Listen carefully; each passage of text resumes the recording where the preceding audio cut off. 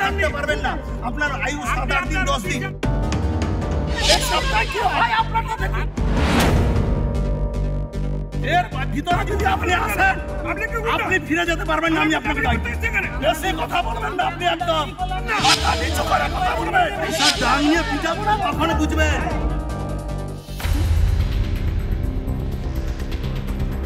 তাজপুরে বন দফতরের জায়গায় গজিয়ে ওঠা অবৈধ নির্মাণ উচ্ছেদ করতে গিয়ে কারামন্ত্রী অখিল গিরির রোষানলে পড়েছেন মহিলা বন আধিকারিক। কারামন্ত্রী কার্যত তাকে অপমান করেন বলে অভিযোগ। অখিল গিরির ওই মন্তব্যে রাজ্য জুড়ে নিন্দার ঝড় উঠেছে। ঘটনার প্রতিবাদে সরব হয়েছে ফরেস্ট রেঞ্জার অ্যাসোসিয়েশন পশ্চিমবঙ্গ। এই ইস্যুতে সংগঠনের তরফে চিঠি দেওয়া হয়েছে রাজ্যের বনমন্ত্রী বীরবাহা হাঁসদাকে।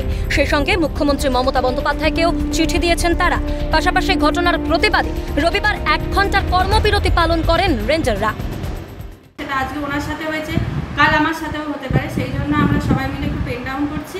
11টা থেকে 12টা অবধি আমরা এই কর্মবিরতি ঘোষণা করেছি এবং এর ফলে আমরা মনে করি যে ওপর মহলে এই বিষয়ে কিছু একটা ওনারা পদক্ষেপ নেবেন এবং আমাদের সিকিউরিটির কথা ওনারা ভেবে দেখবেন। অবশ্যই যে মেসেজ দিতে চাইছি যে আমরা এটা প্রতিবাদ করতে চাইছি, যে কাল যে ঘটনা ঘটেছে এটা খুবই নিন্দনীয় এবং এরা আমরা আশা করি না।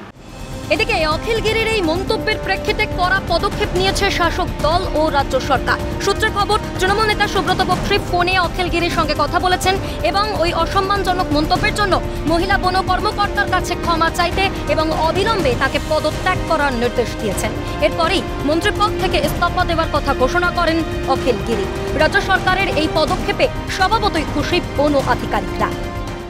আমাদের সম্মানীয় মুখ্যমন্ত্রীর এই পদক্ষেপে আমরা যথেষ্ট খুশি এবং এই পদক্ষেপের ফলে আমাদের সহকর্মীদের মনোবল বৃদ্ধি পাবে এবং আশা রাখবো যে ভবিষ্যতে এরকম ধরনের কোনো ঘটনা পুনরাবৃত্তি হবে না। তাজপুরের ওই ঘটনা নিয়ে উঠছে একাধিক প্রশ্ন। সরকারি নির্দেশ মোতাবেক কাজ করতে গিয়ে কেন হুমকির মুখে পড়তে হবে আধিকারিকদের? শাসক দলের নেতা হলেই কি যা খুশি বলা যায়? এই প্রশ্নই তুলছে ওয়াকিবহাল মহল। ছিলাম দেবের রিপোর্ট, ক্যালকাটা নিউজ।